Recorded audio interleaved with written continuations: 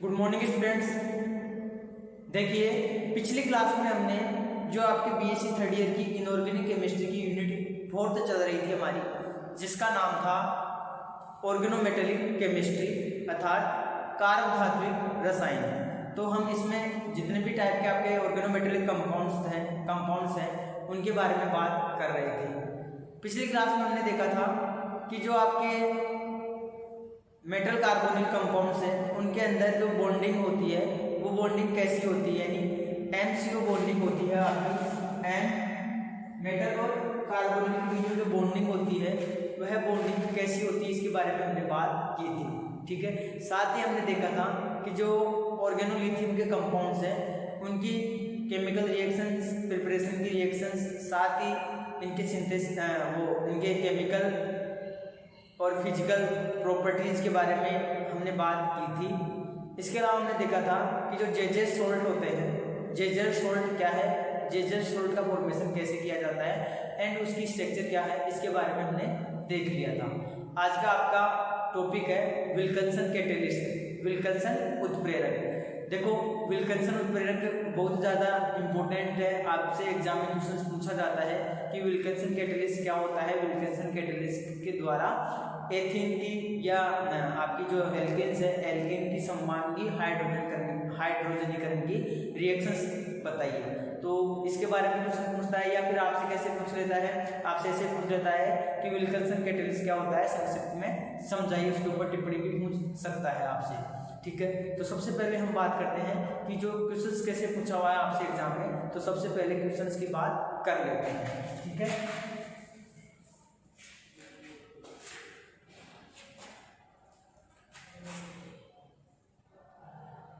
तो देखिए क्वेश्चंस की बात करते हैं। क्वेश्चन पूछा हुआ है आपसे विल्किंसन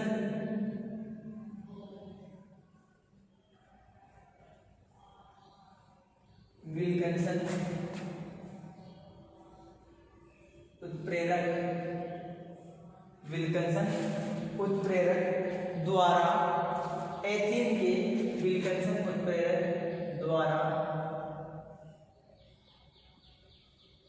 एथीन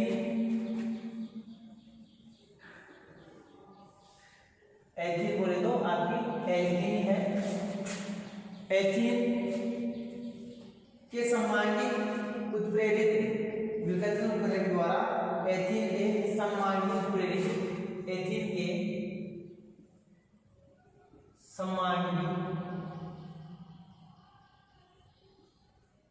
उत्प्रेरित हाइड्रोजनीकरण दिख रहा है यहाँ पे, हाइड्रोजनीकरण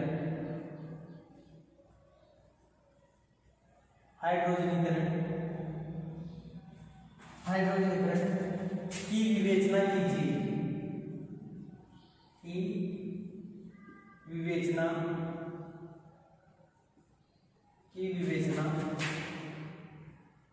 कीजिए, ठीक है।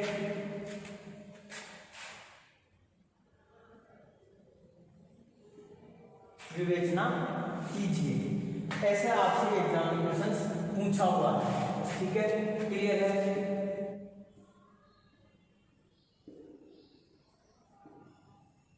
ये लो आगे देखिए, एक ये क्वेश्चन पूछा हुआ आपका 2018 में,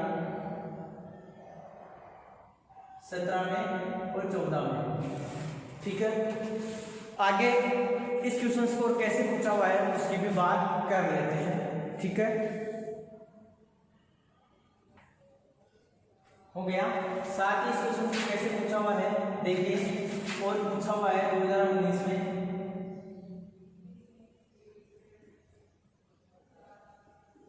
क्या पूछा हुआ है, विल्किंसन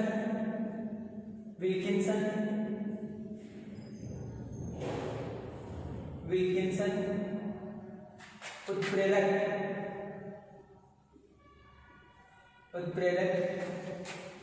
क्या है, इसके उपयोग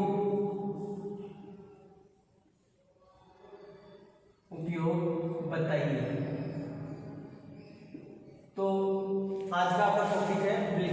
कैटेलिस्ट। तो विल्किंसन उत्प्रेरक होता क्या है, विल्किंसन उत्प्रेरक द्वारा सममांगी हाइड्रोजन की प्रक्रिया कैसे कंप्लीट होती है, इसके बारे में हमें आज बात करनी है। ठीक है, तो देखिए विल्किंसन उत्प्रेरक एक आपका कैटेलिस्ट है, तो जिसके द्वारा अपन जो एल्किन्स हैं, एल्किन के ऊपर सममांगी हाइड्रोजनीकरण की प्रक्रिया इजीली कंप्लीट करवा सकते हैं, यानी एल्किन से अपन एल्केन को प्राप्त कर सकते हैं हाइड्रोजन का एडिशन करवा करके। ठीक है, तो ये था आपका क्वेश्चन। अब बात करते हैं आंसर की। तो देखिए जो सामान्यतः आपके एल्किन्स हैं, उस एल्किन का अपन बहुलीकरण करवाते हैं, तो एल्किन के बहुलीकरण में आपके विल्किंसन कैटेलिस्ट का यूज किया जाता है, विल्किंसन कैटेलिस्ट का उपयोग किया जाता है। ठीक है, इसके अलावा अपन क्या कह सकते हैं कि जो एल्किन्स हैं, एल्किन्स के अंदर जो सममांगी हाइड्रोजनीकरण है, होमोजीनियस हाइड्रोजिनेसिस है, उस प्रक्रिया में भी आपके विल्किंसन उत्प्रेरक का योगदान होता है, विल्किंसन उत्प्रेरक का उपयोग किया जाता है। ठीक है, तो अपन आज इसकी जो पूरी प्रोसेस है, इसकी क्रियाविधि है, उसकी बात करेंगे कि विल्किंसन कैटेलिस्ट के द्वारा जो आपकी एथीन है, एल्किन्स है, एथीन्स क्या है, ये एल्किन ही तो है आपकी, एल्किन ही तो है एथीन, यानी CH2 डबल बॉन्ड CH2, इसके ऊपर जो हाइड्रोजन का एडिशन होता है विल्किंसन कैटेलिस्ट की उपस्थिति में, और एल्किन से आपका एल्केन का फॉर्मेशन होता है, उसको अपन बोलते हैं सममांगी हाइड्रोजनीकरण। तो सममांगी हाइड्रोजनीकरण के बारे में आपसे एग्जाम में क्वेश्चन पूछा जाता है, जिसके बारे में हम बात कर रहे हैं। ठीक है, तो देखिए इसके अलावा एक और चीज ध्यान में रखना कि जो विल्किंसन उत्प्रेरक है, यह विभिन्न प्रकार की अकार्बनिक अभिक्रियाएं हैं, उन अकार्बनिक अभिक्रियाओं में कैटेलिस्ट की भांति कार्य करता है। अनेक प्रकार की जो इनऑर्गेनिक केमिस्ट्री की जो रिएक्शंस है, उनमें उनको कंप्लीट करवाने में इसका बड़ा महत्वपूर्ण योगदान होता है। अब बात करते हैं कि ये कार्य कैसा करता है और क्या काम करता है। ठीक है, ठीक है, तो ये था आपका क्वेश्चन। अब बात करते हैं होमोजीनियस हाइड्रोजनीकरण की। ठीक है, तो अब इसकी जो क्रियाविधि है होमोजीनियस हाइड्रोजनीकरण की, वो कैसे कंप्लीट होती है, इसकी बात करते हैं। तो ठीक है, तो विल्किंसन उत्प्रेरक द्वारा एथीन का सममांगी हाइड्रोजनीकरण क्वेश्चन आपने बता दिया। एक क्वेश्चन मैं मिटा देता हूँ, क्योंकि अपन को बहुत चीजें देखने में आ गई, बहुत कुछ बोर्ड पे लिखने का मैटर रहेगा, तो मैं एक बार क्वेश्चन को मिटा देता हूँ। ठीक है, आगे बात करते हैं।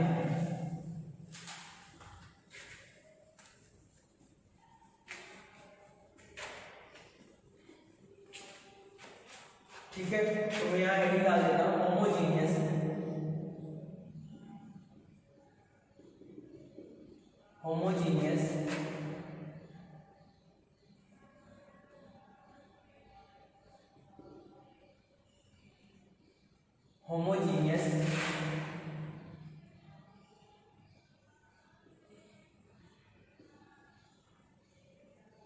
हाइड्रोजिनेसिस।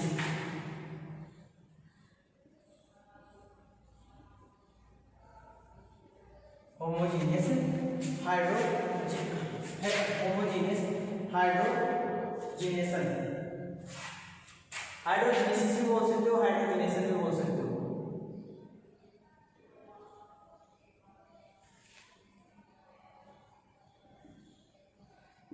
Homogeneous hydrogenation.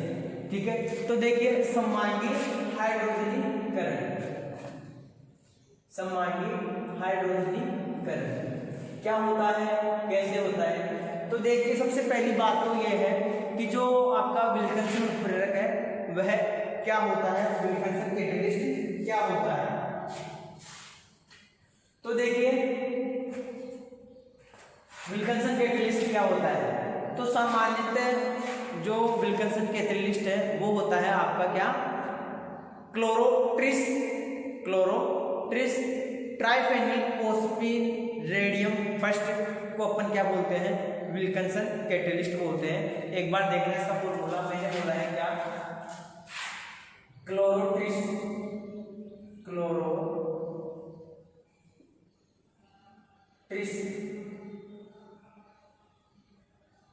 ट्राइफेनिल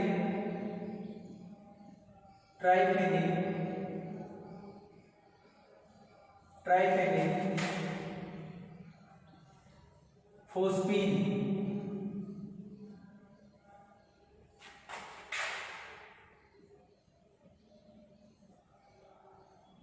रोडियम, रोहेडियम भी बोल सकते हैं, रोडियम फर्स्ट, जिसका फॉर्मूला क्या होता है देख लीजिए। जिसका फॉर्मूला इसी को क्या बोलते हैं, क्लोरोट्रिस ट्राइफेनिल फोस्फीन रोडियम फर्स्ट है। यही आपका क्या है, यही आपका क्या है, विल्किंसन उत्प्रेरक है। ठीक है, जिसका फॉर्मूला क्या होता है, फॉर्मूला भी देख लीजिए क्या है, ट्राइक्लोरोट्रिस ट्राइफेनिल फोस्फीन रोडियम फर्स्ट। तो रोडियम के अंदर आपका क्या आएगा, RH ही तो होता है रोडियम। तो अपन इसका फॉर्मूले की बात करें तो क्या हो सकता है, फॉर्मूला क्या होगा, PH3 फिर ट्राइफेनिल फोस्फीन,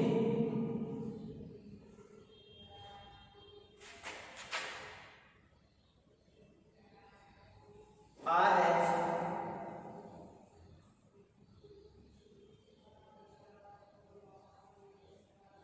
ये लो।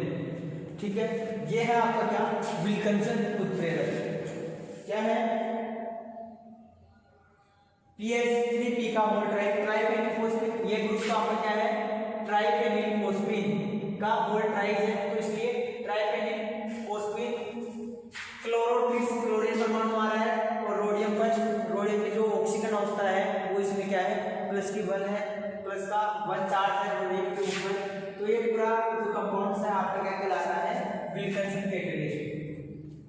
PH3P का होल ट्राइज RHCl, यही क्या है आपका विल्किंसन कैटेलिस्ट। इसी को क्या बोलते हैं अपन, विल्किंसन कैटेलिस्ट।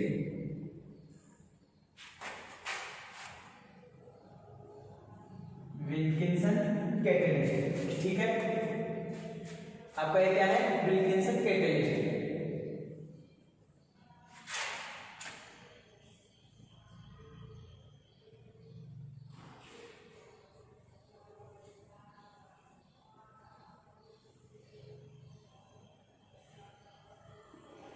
ठीक है, विल्किंसन उत्प्रेरक किसी को बोलते हैं। तो ये तो चीज क्लियर हो गई आपको कि विल्किंसन कैटेलिस्ट किसे बोला जाता है, विल्किंसन उत्प्रेरक किसे कहते हैं। क्लियर है, तो इसे जब भी आपसे कोई पूछ ले कि जो आपका विल्किंसन उत्प्रेरक क्या है, तो आप क्या बोलोगे, क्लोरोट्रिस ट्राइफेनिल फोस्फीन रोडियम फर्स्ट कंपाउंड ही आपका क्या है, आपका विल्किंसन कैटेलिस्ट है।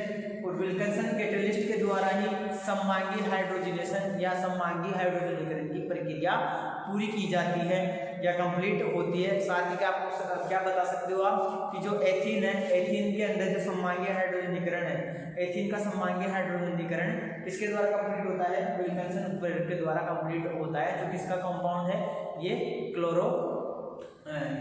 क्लोरोट्रिस ट्राइफेनिल फोस्फीन रोडियम फर्स्ट का एक संकुल है। ठीक है, देखो ये जो कंपाउंड्स है ये बहुत ज़्यादा स्टेबल होता है, जिसे आज भी इसको सेपरेट नहीं किया गया है, क्योंकि ये इतना ज़्यादा स्टेबल होता है, इतना ज़्यादा स्थायी होता है कि इसको डिसोशिएट अभी तक भी नहीं किया जा चुका है। मतलब अभी तक भी इसको डिसोशिएट नहीं कर सकते। केवल एक वाटर मॉलिक्यूल्स के साथ इसका अगर अपन एक मॉलिक्यूल्स इसका सेपरेट होने के बाद में आप चलो कह रहे वो चीज़ मैं आपको बाद में बताऊंगा, अभी आगे चलेंगे।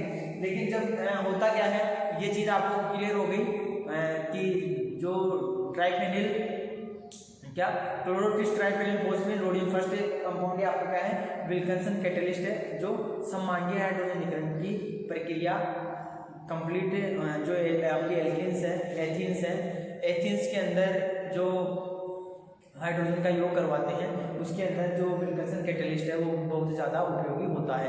ठीक है, साथ ही अब आगे की बात करते हैं कि जो आपकी बहुलीकरण की प्रक्रिया है वह कैसे कंप्लीट होती है।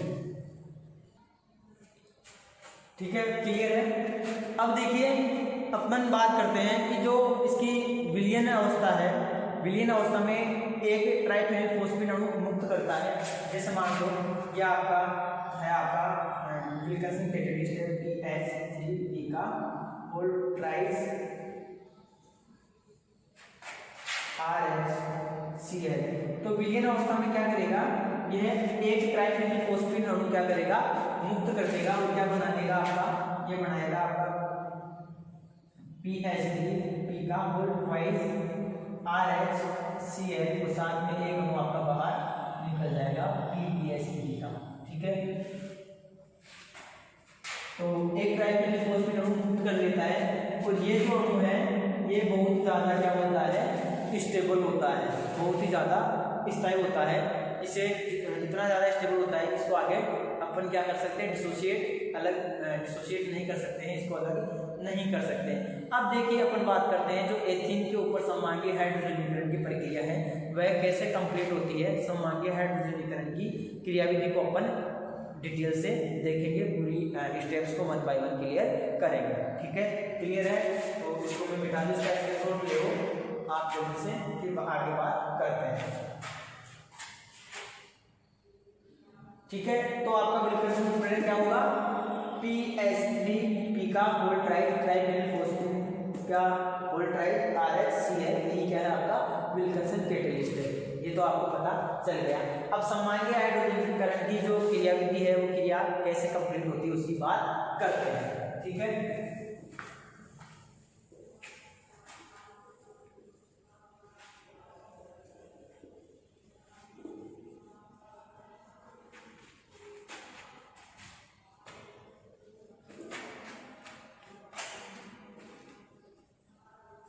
तो देखिए सबसे पहले जो आपका कंपाउंड था, आपका जो यौगिक था, यह क्या था आपका,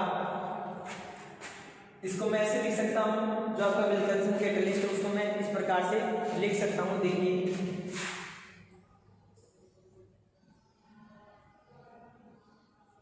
RH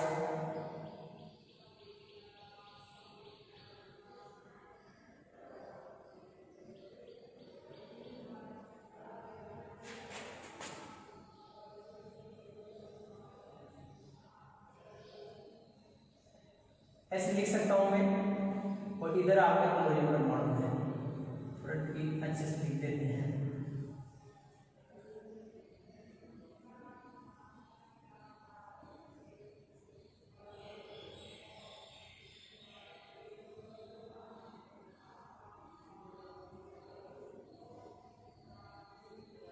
ठीक है, इसको मैं ऐसे लिख सकता हूं।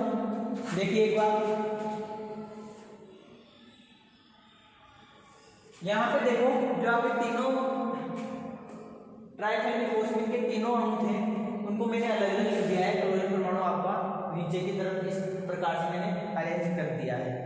देखो जब भी एथीन के सममांगीय हाइड्रोजनीकरण की प्रक्रिया होती है तो वर्ग समतलीय आपकी जो एथीन है, वर्ग समतलीय जो एथीन है उस पर एथीन संकुल पर जो हाइड्रोजनीकरण होता है, सममांगीय हाइड्रोजनीकरण होता है, तो जो आपका क्लोरोट्रिस कंपाउंड आपका क्या बोल सकते हैं अपन, जो आपका विल्सन कैटलिस्ट है, तो एल्केन्स क्या करती है, एक वर्ग समतलीय सरफेस प्रोवाइड करवाती है जिसपे इजीली आपकी क्या हो जाती है, हाइड्रोजनीकरण की प्रक्रिया कंप्लीट हो जाती है। चलो पहले इसकी बात कर लेते हैं कि जो आपका विल्सन उत्प्रेरक है ये इस प्रकार से अपन लिख सकते हैं इसको। तो सबसे पहले इसका वियोजन होगा, क्या होगा, वियोजन होगा, डिसोसिएशन करवा दूं मैं इसका, वियोजन करवा दूं। तो देखिए वियोजन होगा इसका, और जब वियोजन होगा तो एक ट्राइफेनिल फोस्फेट अणु क्या हो जाएगा, अलग हो जाएगा, और क्या बना लेगा, देखिए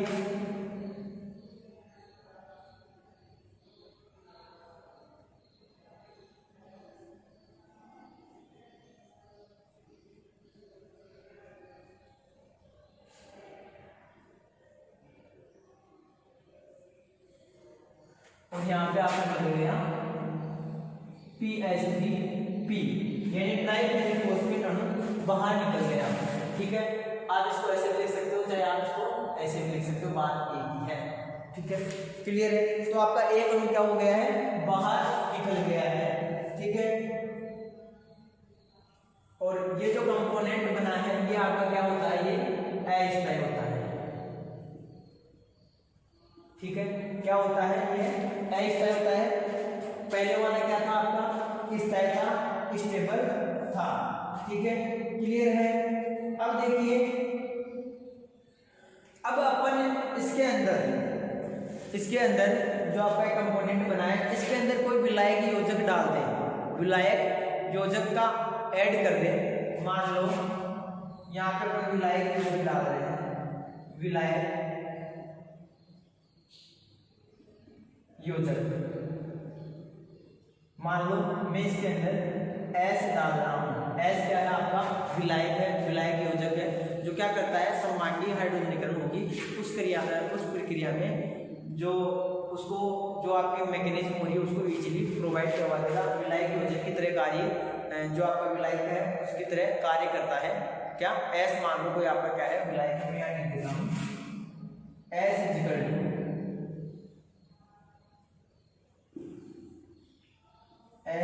टू विलायक। ठीक है, एस इजिकल टू क्या है? आपका विलायक है, यानी एस क्या काम करेगा? विलायक का काम करेगा। तो देखिए, जैसे ही मैंने एस से रिएक्शंस करवाई, आपके विलायक से रिएक्शंस करवाई, तो विलायक क्या करेगा? विलायक आपके जो विल्किंसन कैटलिस्ट है उसकी सतह पे क्या हो जाएगा? जुड़ जाएगा। आई बात समझ में? तो विलायक योजक क्या है आपका? विलायक योजक एस है, एस इक्वल टू क्या है? विलायक है, मैंने लिख दिया है आपका। तो एस क्या करेगा? जो आपका विल्किंसन कैटलिस्ट था उसके ऊपर क्या हो जाएगा? जुड़ जाएगा। और कैसे जुड़ेगा? देखिए,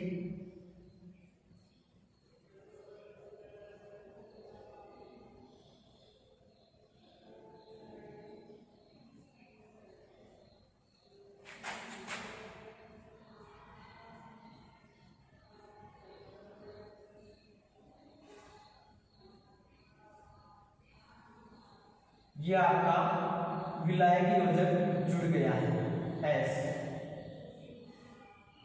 वो यहाँ पे आपका क्या था? क्लोरीन था। जैसे पहले एक जुड़ा हुआ था ट्राइक्लोरीन फोस्फेट का, वहां पे आपका क्या जुड़ गया? एस जुड़ गया, विलायक योजक एस जुड़ गया है। देख लीजिए, ठीक है, इसका स्क्रीनशॉट ले लीजिए। आगे में फिर यहाँ से रिएक्शन दोबारा से स्टार्ट करेंगे। ये एक स्टेप आपका कंप्लीट है। ठीक है,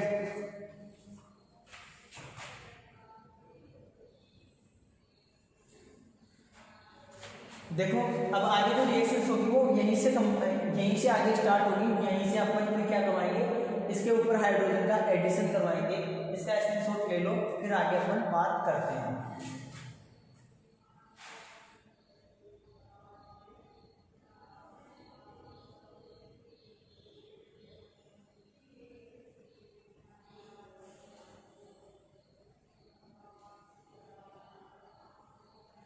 हो गया। अब देखिए, आगे बात करते हैं। मैं इसको मिटा रहा हूं, यहां तक का क्लियर है, क्योंकि लंबी प्रोसेस है। लंबी प्रोसेस के बाद में जो आपके एल्कीन्स हैं, उस एल्कीन पे हाइड्रोजन परमाणु का एडिशन होगा, हाइड्रोजन अणु का योग होगा। तो अपना क्या बना था लास्ट में? अपना ये तो बना था,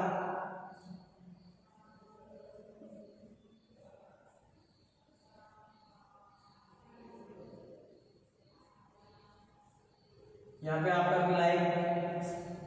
विलायक अणु क्या था? एस जुड़ा हुआ था। यहाँ पे क्या था? क्लोरीन परमाणु जुड़ा हुआ था। ठीक है, ये तो था। अब देखिए, आगे बात करते हैं। आगे क्या? आगे मैं इसके ऊपर हाइड्रोजन का योग करवा दूं, हाइड्रोजनीकरण की प्रक्रिया कंप्लीट करवा दूं, यानी H2O का योग करवा दूं। तो देखिए, H2 उपसंयोजन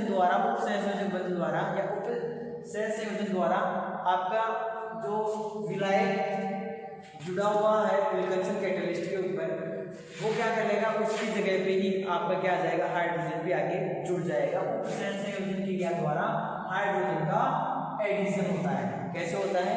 उपसंयोजन क्रिया द्वारा हाइड्रोजन का एडिशन होता है। और कैसे एडिशन होगा देख लीजिए।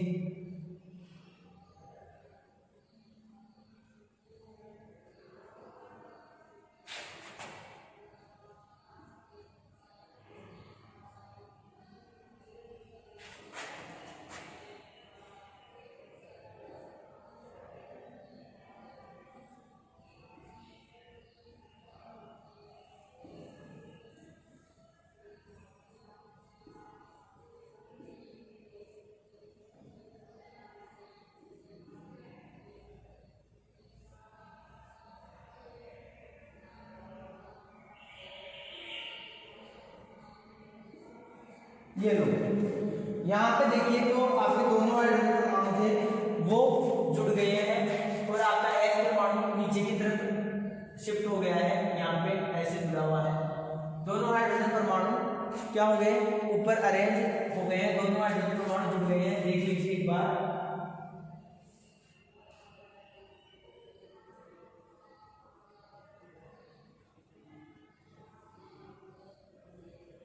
तो अपन क्या बोल सकते हैं यहाँ पे, अपन कह सकते हैं उपसह संयोजन,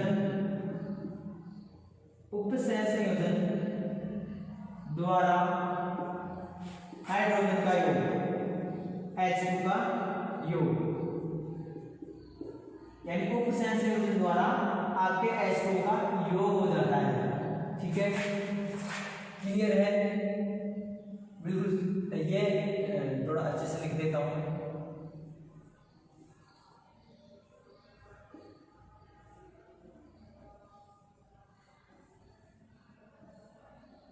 ये लीजिए, ठीक है। तो आपका H2O का योग हो गया है, और H2O का योग कैसे हुआ है, उपसह संयोजन द्वारा H2O का एडिशन हुआ है। अब देखिए आगे क्या होता है, आगे क्या होगा, जो आपके एल्केन्स हैं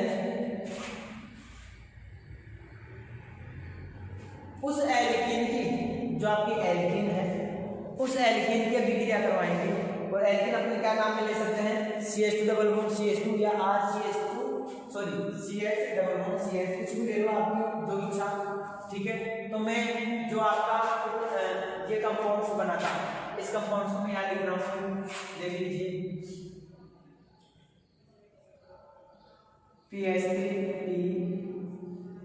RH, यहाँ पे आपका S,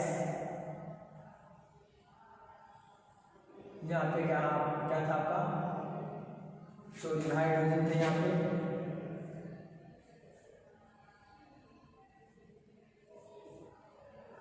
H, यहाँ पर भी आपका H, इधर क्या जुड़ा हुआ था वो आपका PH3।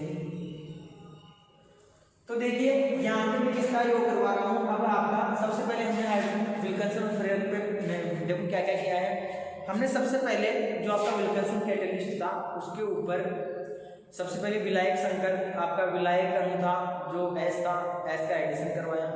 फिर उसके बाद में जो आपका विलायक का एडिशन होने के बाद में हमने हाइड्रोजन परमाणु का उपसह संयोजन द्वारा हाइड्रोजन परमाणु का योग करवाया। अब जो हाइड्रोजन परमाणु जुड़ चुका है उसके साथ अभिक्रिया करवाने एल्कीन की, और एल्कीन क्या है अपनी RCH डबल बॉन्ड CH2, ये तो आपके एल्कीन।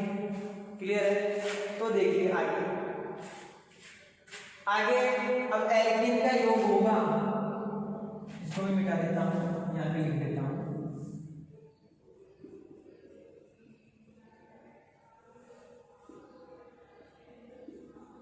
उपसह संयोजन द्वारा H2 का योग। अब देखिए अपन ने एल्कीन की अभिक्रिया करवाई, तो एल्कीन कहाँ जुड़ेगी, जो आपका विलायक अणु जुड़ा हुआ था, आपका जो विलायक है S जुड़ा हुआ था। ठीक है, जो आपका विलायक योजक था, तो विलायक जो S है वह बाहर निकल जाएगा और वहां पे आपकी एल्कीन जुड़ जाएगी। कैसे जुड़ेगी देख लीजिए,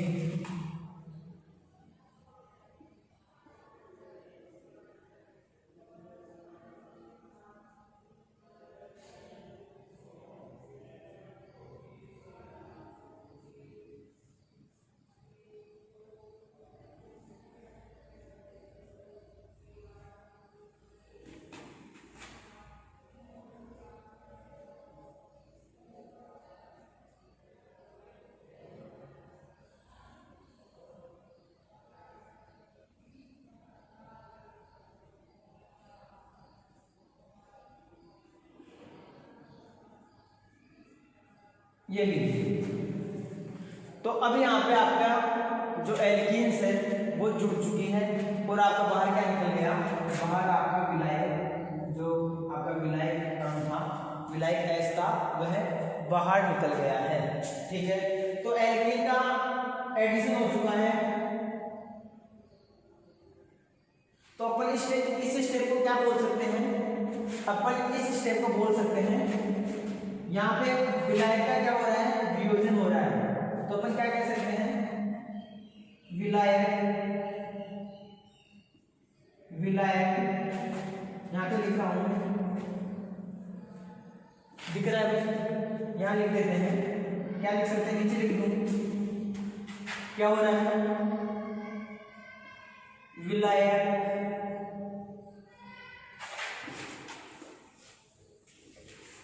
विलायक वियोजन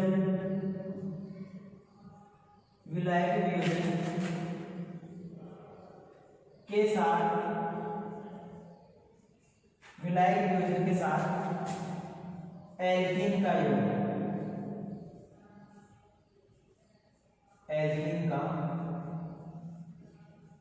योग आ रहा है समझ में?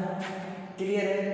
यानी जो आपका विलायक एस था वो तो क्या हो रहा है? वियोजित हो रहा है, अलग हो रहा है, बाहर निकल रहा है, और साथ में क्या जुड़ रही है? आपकी एल्कीन जुड़ रही है। क्लियर है? एल्कीन का योग हो रहा है कहाँ पे? विल्किंसन उत्प्रेरक के ऊपर। ठीक है, क्लियर है? स्क्रीनशॉट ले लो, फिर अपन इससे आगे चलेंगे।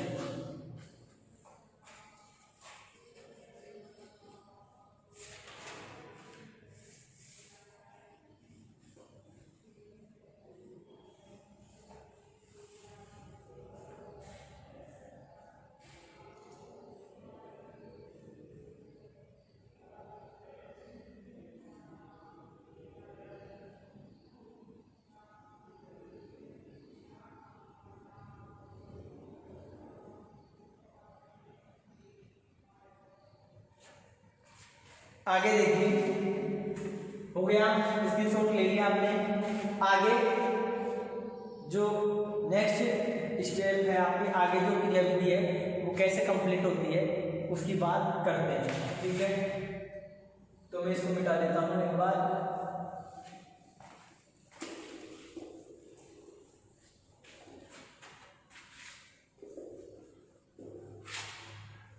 अपना क्या बना हुआ था?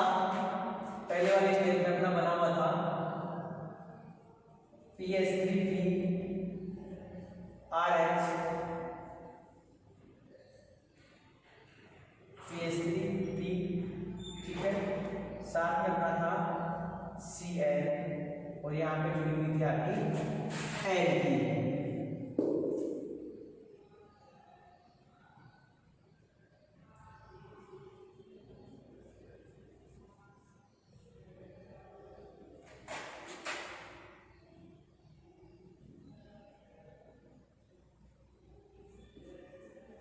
ठीक है, क्या जुड़ी हुई थी? एल्कीन।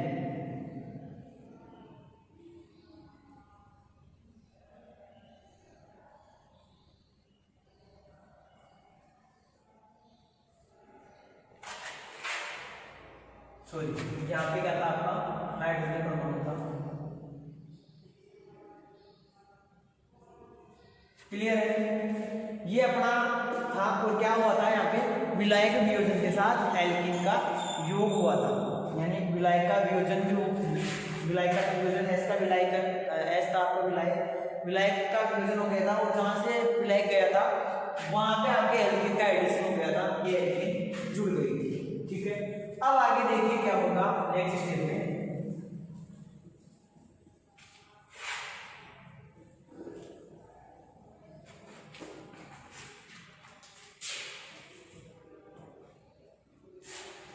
जो आपका ये स्टेप होगा, जो आपका यह स्टेप है, इस स्टेप में क्या होगा? जो एक हाइड्रोजन है वह एल्कीन अणु पे आके जुड़ जाएगा, एल्कीन पे हाइड्रोजन का योग हो जाएगा। तो अपन क्या कह सकते हैं? अपन कह सकते हैं एल्कीन पे हाइड्रोजन का निवेशन हो रहा है। अपन क्या कह सकते हैं? एल्कीन पे आपका हाइड्रोजन परमाणु जुड़ रहा है। आई बात समझ में? क्लियर है? तो देखिए, ये क्या है आपका? स्लो स्टेप है, और वेग निर्धारक पद,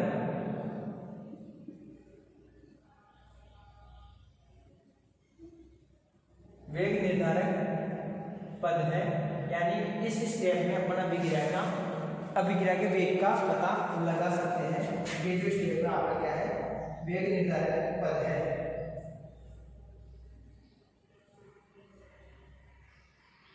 ठीक है, तो देखिए आगे क्या होगा।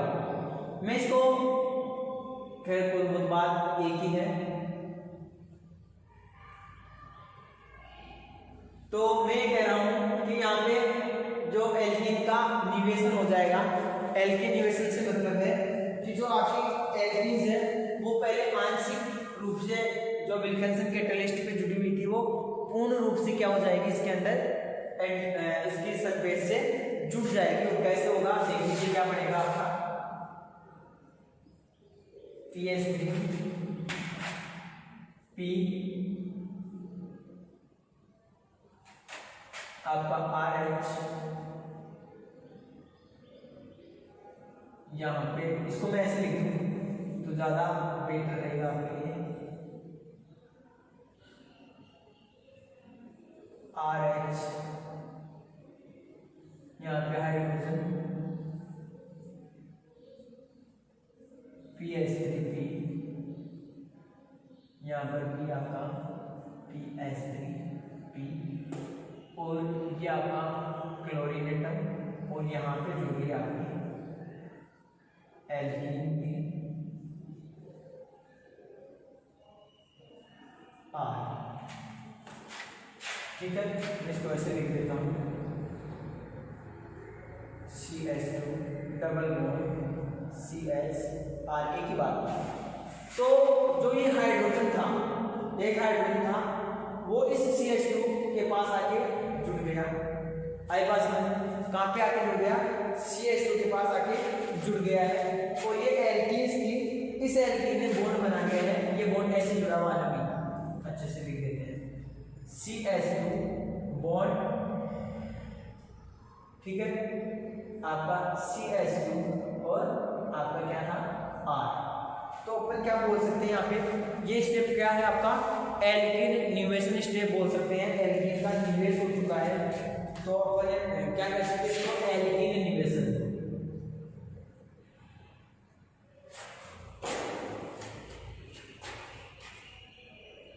एल्कीन दिख रहा है, एल्कीन निवेशन, ठीक है।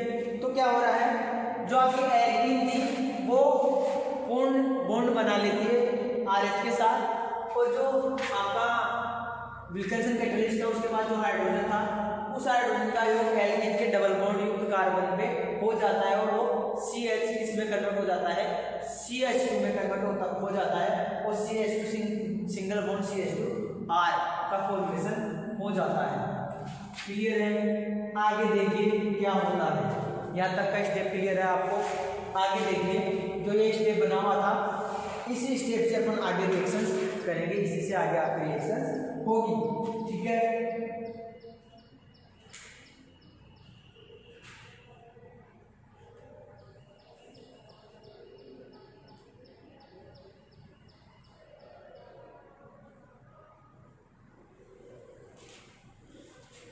ठीक है, क्लियर है। आगे देखिए जो आपका क्या बना हुआ था, आपका बना हुआ था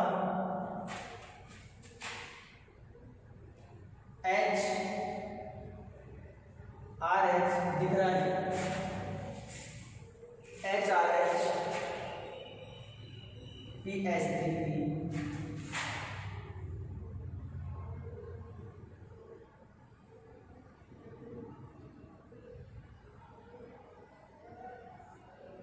CL,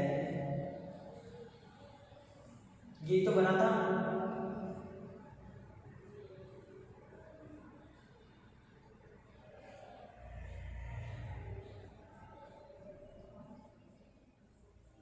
ये स्टेप, ये आपका कंपोनेंट बना हुआ था। अब इसकी अभिक्रिया मैं वापस से किससे करवा दूं, S से। S क्या था आपका, S क्या था एस विलायक अणु तो था आपका, विलायक सॉल्वेंट विलायक अणु था। इस विलायक से वापस से अभिक्रिया करवा देता हूं तो आपका विलायक क्या होगा, जो आपका कंपोनेंट बना हुआ था फर्स्ट स्टेप में, पहले वाले स्टेप में, वहां पे क्या होगा, एस जुड़ जाएगा।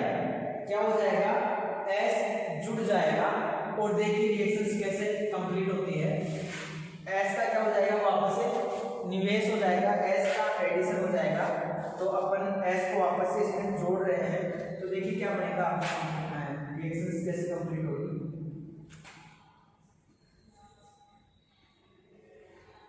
आर एच, ठीक है, ये आपके एल्कीन एडिशन रहेगी CH2 R, ठीक है। ये आपका हो गया S, ये आपका क्लोरीन हो गया, ये आपका हाइड्रोजन हो गया, और ये आपके PH3 के मॉलिक्यूल हो गए।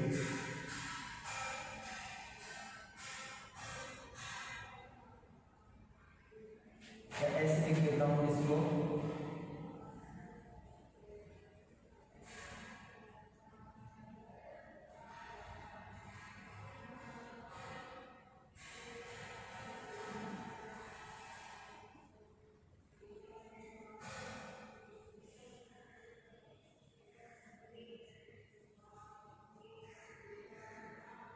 ये लो क्या हुआ, एस था, एस वापस से आपके जो आर एच है उससे जुड़ जाएगा, विलायक वापस से जुड़ जाएगा।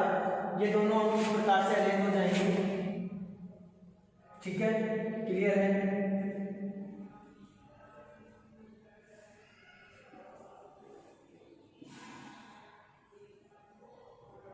थोड़ा बिल्कुल बॉन्ड एक सिद्ध में रहेंगे आपके,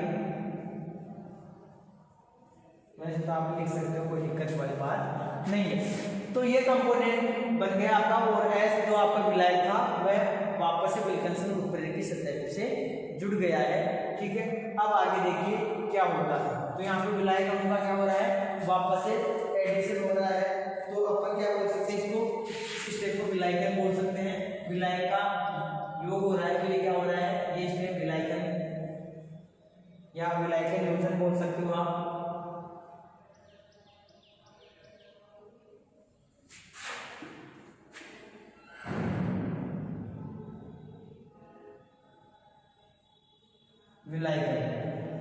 यानी विलायक का एडिशन हो रहा है। तो यहाँ तक की स्टेप क्लियर है। देखो एल्कीन पे एक हाइड्रोजन का योग तो यहाँ पे हो चुका है, ठीक है। वेग निर्धारक पर का स्लो स्टेप का हाइड्रोजन आपका एल्कीन पे जुड़ गया है। अब एक हाइड्रोजन और बचा हुआ है ना, अभी तक यहाँ पे ये एक हाइड्रोजन और बचा हुआ है। इस हाइड्रोजन का और एडिशन होगा कहाँ पे, एल्कीन्स के ऊपर, और आपकी रिएक्शन कैसे संपन्न होती है देख लीजिए। तो मैं एक बार इसका स्क्रीनशॉट ले लो, फिर मैं मिटाऊंगा इसको, फिर आगे देखते हैं।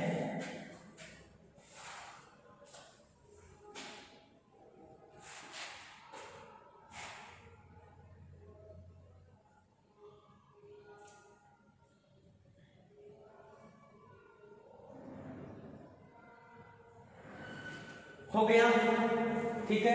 अब देखिए आगे जो आपका पहले वाली स्टेज में बना हुआ था प्रोडक्ट, उसी से अपन रिएक्शंस करवाएंगे, यानी जो विलायकन हुआ था उससे आगे स्टेज करवाएंगे। ये सारी जो प्रोसेस है ये विल्किंसन उत्प्रेरक द्वारा एल्कीन्स पे सम्मानीय हाइड्रोजनीकरण की है, जो एग्जाम में बहुत बार पूछता है आपसे, खूब बार पूछा हुआ है, और 3 या 3.5 नंबर में या 4 नंबर में भी पूछता है। साथ में अगर यूजेज वगैरह मिला के पूछता है तो आपके 4.5 नंबर तक का इक्वेशंस बनता है, और बहुत ज़्यादा इंपॉर्टेंट है। कई बार पूछा हुआ है विल्किंसन कैटलिस्ट द्वारा एल्कीन के सम्मानीय हाइड्रोजनीकरण की क्रियाविधि को समझाइए। तो देखिए नेक्स्ट स्टेज में अपना क्या बना हुआ था, अपना बना हुआ था PH3 P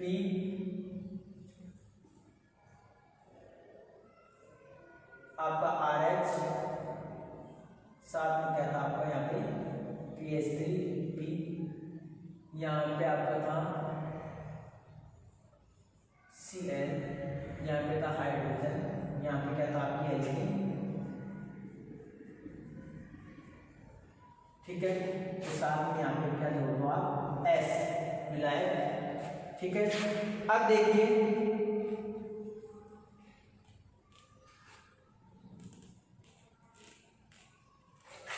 आगे क्या होगा। जो आपका ये हाइड्रोजन था, जो आपका यह हाइड्रोजन था, ये इस हाइड्रोजन का योग इस एल्केन के ऊपर हो जाएगा। सॉरी, आपका एल्केन ही बन चुका है, तो यहाँ पे एक हाइड्रोजन को उठ जाए तो ये किसमें कन्वर्ट हो जाएगा, ये CH3 में कन्वर्ट हो जाएगा। किसमें कन्वर्ट हो जाएगा, CH3 में कन्वर्ट हो जाएगा। और क्या बना लेगा, देख लीजिए आपका एल्केन अणु क्या हो जाएगा, अलग हो जाएगा। कैसे, देखिए जो आपका हाइड्रोजन अणु है ये अलग हो जाएगा, सॉरी आपका एल्केन है वह अलग हो जाएगा और हाइड्रोजन यहाँ पे जुड़ जाएगा। ये H है, ये इस ग्रुप में जुड़ जाएगा। आगे वाली स्टेप में कैसे होगी रिएक्शन देख लीजिए। बनेगा क्या आपका, बनेगा आपका ये CH3 CH2R और क्या बन गया आपका एल्केन। एल्केन या हाँ एल्केन ही बन गया, या एथेन भी बोल सकते हो आप, एथेन आर को जुड़ा हुआ है, एल्केन बन गया। साथ ही आपका क्या बनेगा वो भी देख लीजिए, RH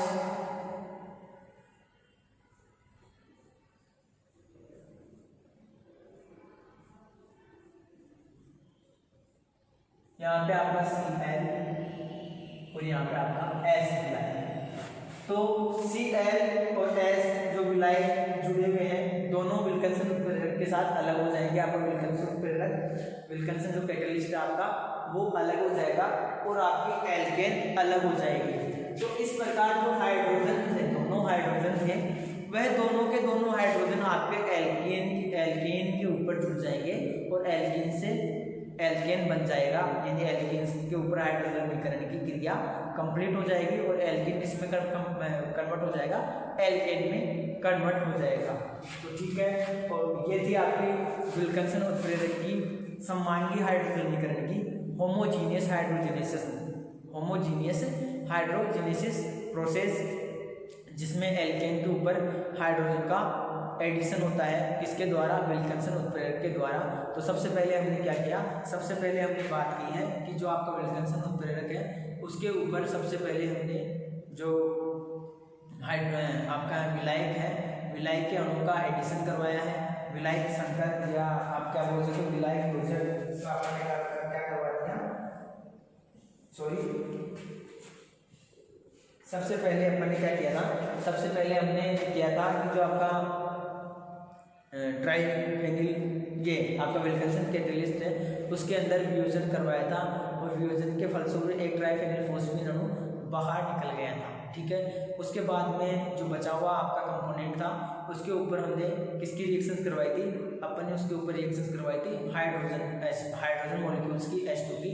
तो वहाँ पे हाइड्रोजन का एडिशन हो रहा था विल्किंसन उत्प्रेरक के ऊपर। फिर इसके बाद में विलायक के साथ में रिएक्शन विलायक योजक की अपने विलायक योजक S काम में लिया था, S की रिएक्शंस करवाई थी, विलायक S आपका विल्किंसन कैटलिस्ट पे जुड़ जाता है। फिर इसके बाद में अपन ने एल्केन्स का योग करवाया था। जब एल्केन्स का योग हो रहा था, जब एल्केन जाके जुड़ी थी, तब आपका विलायक की जो आपका वियोजक विलायक था S था वह S बाहर निकल जाता है, उसकी जगह पे आपकी एल्केन जुड़ जाती है। फिर अगले स्टेप पे एल्केन के ऊपर आपका एक हाइड्रोजन का एडिशन होता है। फिर एल्केन के हाइड्रोजन का एडिशन होने के बाद में हमने वापस से विलायक की रिएक्शंस करवाई थी, विलायक जुड़ता है, फिर वापस से एल्केन की रिएक्शंस करवाते हैं, हाइड्रोजन वगैरह जो एक एक स्टेप अपन ने देख लिए, वो सारे स्टेप्स क्लियर मैंने करवा दिए हैं। इस प्रकार से आपकी जो कंप्लीट जो रिएक्शंस की जो क्रियाविधि है सममांगी हाइड्रोजनीकरण की वह कंप्लीट होती है। सारे स्टेप्स क्लियर करवा दिए, आप वहाँ से वो देख लेना, अच्छे से समझ लो, स्क्रीनशॉट ले लो इसका। आगे इसकी बात करेंगे अपन इसके यूजेज की। ठीक है, तो ये एग्जाम की दृष्टि से बहुत ज़्यादा आपका इम्पोर्टेंट है, तो ये आपको अच्छे से क्लियर याद रखना है और इसके नोट्स वगैरह आप क्लियर कर लेना। तो ये पूरी प्रोसेस थी आपकी किसकी, एल्केन्स के ऊपर सममांगी हाइड्रोजनीकरण की विल्किंसन उत्प्रेरक की सहायता से सममांगी हाइड्रोजनीकरण कैसे कंप्लीट होता है वो हमने देख लिया है। आगे बात करते हैं इसके यूजेज की, तब तक आप इसका स्क्रीनशॉट ले लीजिए।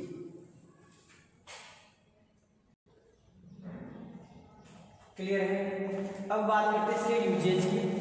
तो यूजेज तो आपको वैसे ही पता चल गया होगा कि इसका उपयोग जो एल्कीन्स है, एल्कीन के बहुलीकरण में अपन इसका उपयोग करते हैं। साथ ही जो एल्कीन्स है, एल्कीन्स के ऊपर यदि अपन हाइड्रोजन का योग करवाएं, हाइड्रोजन परमाणु का एडिशन करवाएं, समांगी हाइड्रोजनीकरण की प्रक्रिया करवाएं, तो उसके अंदर भी आपका विल्किंसन उत्प्रेरक का उपयोग किया जाता है। ठीक है, दूसरी चीज़ के लिए।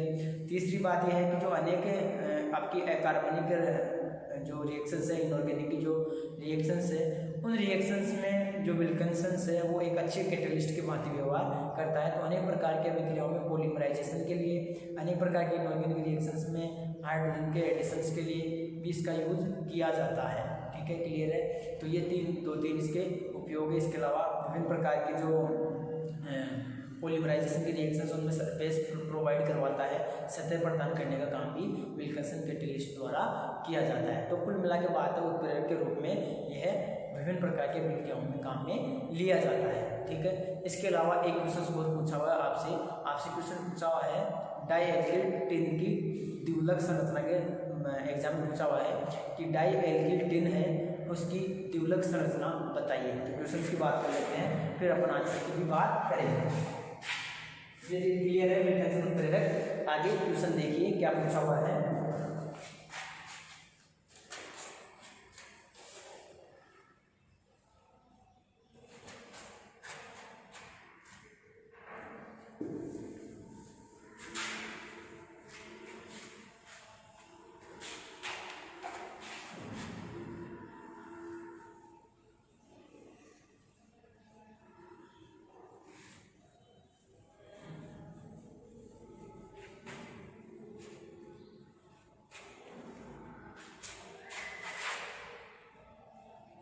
क्वेश्चन पूछा हुआ आपसे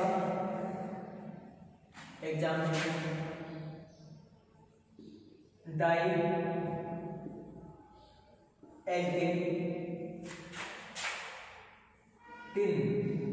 डाईएल्किल टिन की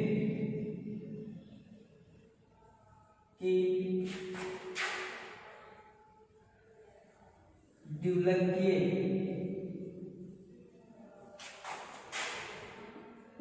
संरचना बताइए।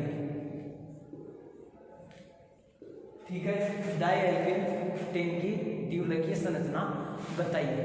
तो देखिए डाईएल्किल टिन के अंदर जो उसका द्विलक होता है, डाईएल्किल टिन में आपके दो एल्काइल ग्रुप जुड़े हुए होते हैं और दो टिन परमाणु होते हैं।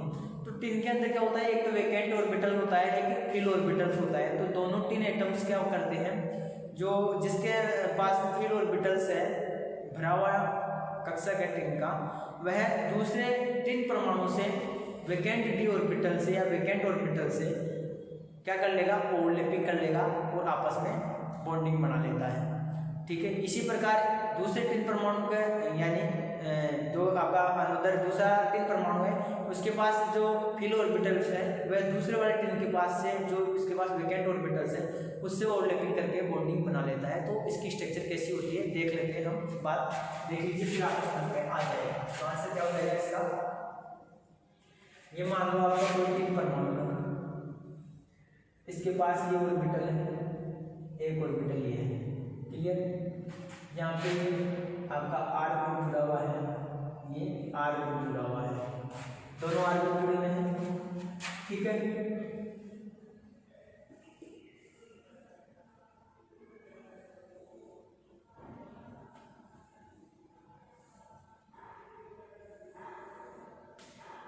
क्लियर।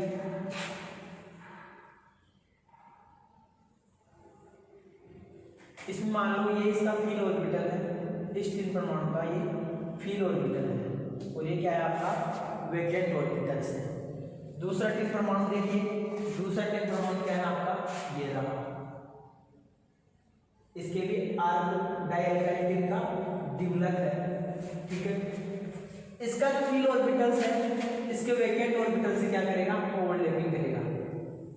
ये आपस में इस प्रकार से ओवरलैपिंग करेंगे और इसका जो फील ऑर्बिटल्स है इसके वैकेंट ऑर्बिटल से करेंगे तो ये इस प्रकार से ओवरलैपिंग करेगा।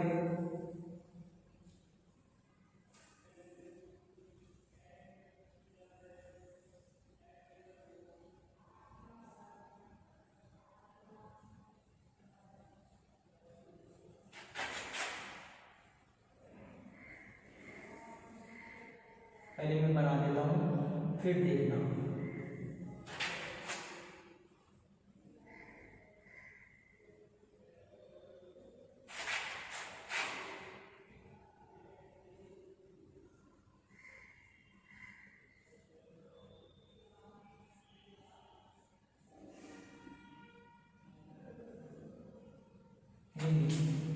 तो दिख रहा है ना आपको, इसमें क्या हुआ, जो तीन एटम है उस तीन के अंदर एक के पास तो वेकेंट, तीन परमाणु के पास एक वेकेंट ऑर्बिटल होता है, एक फ्री ऑर्बिटल होता है। इसके पास एक वेकेंट ऑर्बिटल है, एक फ्री ऑर्बिटल है। तो एक परमाणु, एक तीन परमाणु का जो वेकेंट ऑर्बिटल है दूसरे तीन परमाणु के फ्री ऑर्बिटल से ओवरलैपिंग करेगा। जैसे इसका फ्री ऑर्बिटल इसके वेकेंट ऑर्बिटल से ओवरलैपिंग कर रहा है, वो बॉन्डिंग का फॉर्मेशन कर रहा है, पाई बॉन्डिंग वगैरह बनेगी। पाई बॉन्डिंग का फॉर्मेशन होगा, पार्शियली अतिव्यापन होगा, पार्शियली अतिव्यापन से आपको पता है पाई बॉन्डिंग बनती है। इसी प्रकार इस तीन परमाणु का ये फ्री ऑर्बिटल से और ये वेकेंट ऑर्बिटल से दोनों आपस में क्या कर लेंगे, दोनों आपस में ओवरलैपिंग करेंगे और स्टेबल कंपाउंड का फॉर्मेशन करेंगे। तो ये थी आपकी डायहेड्रल टिन की, डायहेड्रल टिन का जो द्विघुलक है उसकी संरचना एग्जाम में पूछी हुई है। ठीक है, क्लियर है, तो ले लीजिए।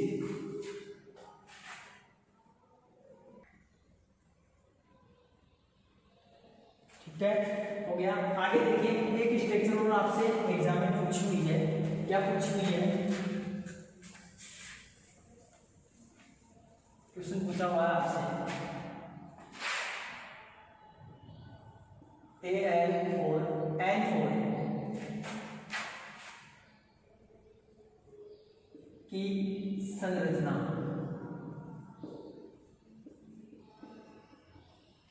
बताइए।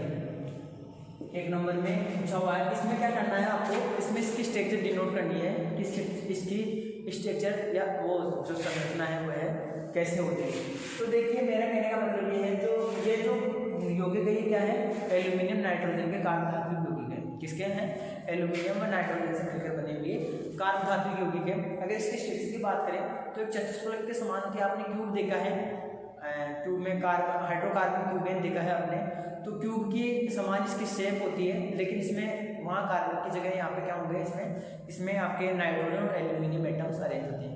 इसके साथ मैं आपको एक स्ट्रक्चर और बताता हूँ, इसकी बताता हूँ, Al2N2, दोनों एक दूसरे के भाई हैं, दोनों ही क्या है, एल्यूमिनियम नाइट्रोजन कार्बन धातु यौगिक है।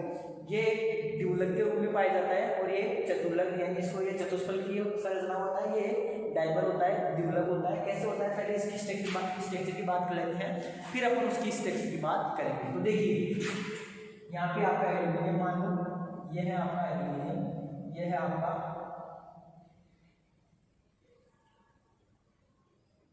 नाइट, ऐसे लिख देता हूँ मैं, इसको और भी सही रहेगा आपके लिए। ये नाइट्रोजन, ये एल्यूमिनियम और ये आपका एल्यूमिनियम। ये तो इसकी डायमेंशनल स्ट्रक्चर जहाँ पे इसके पास ऐसे गुण उपस्थित रहते हैं।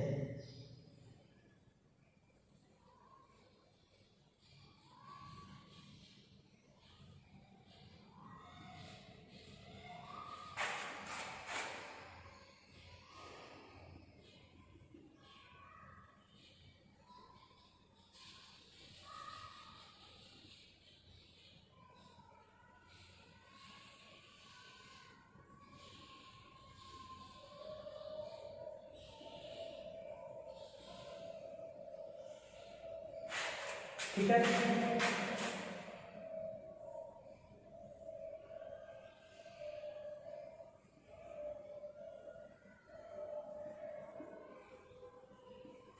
ये तो इसकी द्विघुलक संरचना है। Al2N2 क्या है, एल्यूमिनियम और नाइट्रोजन युक्त कार्बन धातु यौगिक है, जिसमें एल्यूमिनियम और नाइट्रोजन Al2N2 दो नाइट्रोजन परमाणु है और दो आपके क्या है, एल्यूमिनियम परमाणु है। ये एक द्विघुलक के रूप में पाया जाता है। ठीक है, ये तो हो गई इसकी स्ट्रक्चर, स्क्रीनशॉट ले लो, फिर अपन इसकी स्ट्रक्चर की बात करेंगे। ठीक है,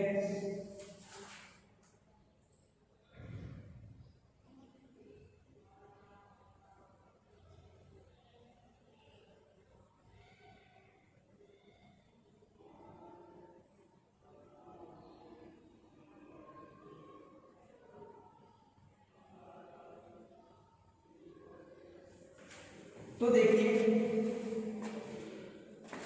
ये हो गया आपका इसको मैं मिटा देता हूँ। अब बात करते हैं अपने क्वेश्चन की। Al4N4 यानी एल्यूमिनियम के परमाणु कितने हैं? 4 है, और नाइट्रोजन के परमाणु कितने हैं अपने पास? 4 है।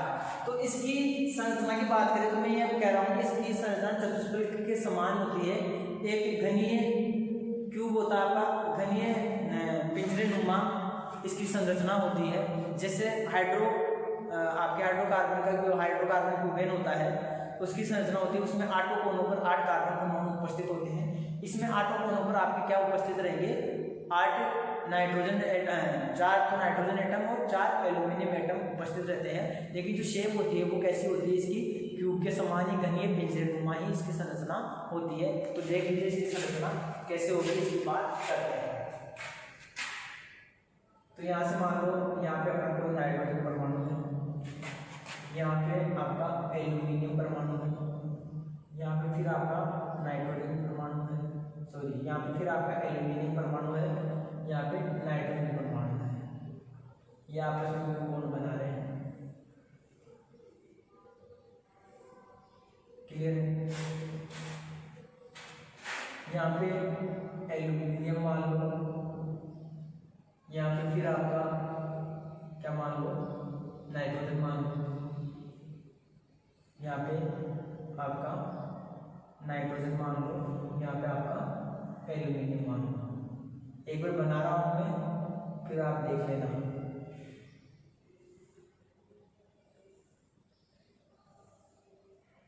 ठीक है?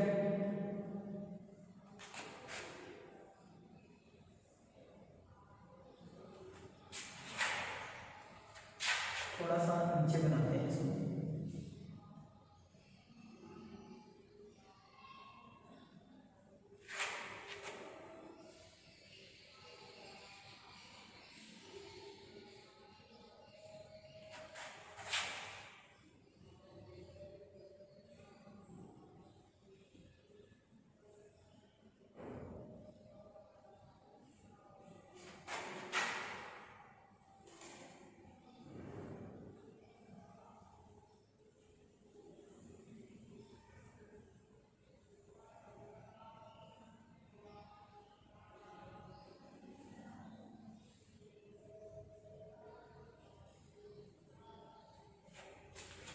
ये लीजिए, ये इसकी संरचना होगी, क्यूब के समान स्ट्रक्चर होगी।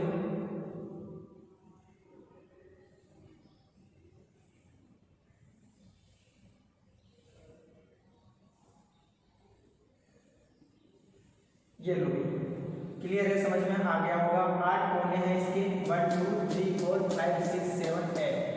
8 कोनों पर आपके एल्यूमिनियम और नाइट्रोजन परमाणु उपस्थित है या अरेंज है। 8 कोनों पर आपके एल्यूमिनियम व नाइट्रोजन परमाणु अरेंज है। आई बात समझ में? ठीक है? और वैलेंस है, उसको मैं ऐसे लिख कर देता हूँ 1 2 3 4 6। ठीक है? तो घन के 8 कोनों पर आपके नाइट्रोजन परमाणु पाए जाते हैं, सॉरी घन के 8 कोनों पर नाइट्रोजन परमाणु और आपके एल्यूमिनियम परमाणु अरेंज होते हैं। तो Al4N4 की संरचना एक घनीय क्यूबिक संरचना होती है, घनीय पिंजरेनुमा संरचना होती है। इसमें जो आपको अल्टरनेट करना है, जैसे नाइट्रोजन आ गया, फिर एल्यूमिनियम, फिर नाइट्रोजन, फिर एल्यूमिनियम, फिर नाइट्रोजन परमाणु, फिर एल्यूमिनियम परमाणु। ठीक है? कहीं भी नाइट्रोजन नाइट्रोजन बॉन्डिंग आपको कंटिन्यू शो नहीं करनी है, एल्यूमिनियम के साथ नाइट्रोजन की बॉन्डिंग आना जरूरी है। तो ये इसकी होती है घनीय क्यूबिक संरचना, घनीय पिंजरेनुमा संरचना होती है। तो ये आपका इसकी स्ट्रक्चर क्लियर है। इससे आगे जो भी बचा हुआ आपका क्वेश्चंस वगैरह है वो अपन नेक्स्ट क्लास में देखेंगे। इस क्लास के लिए अभी तक इतना ही। ठीक है? आप इसका स्क्रीनशॉट ले लीजिए, इससे आगे अपन अगली क्लास में देते हैं। ठीक है?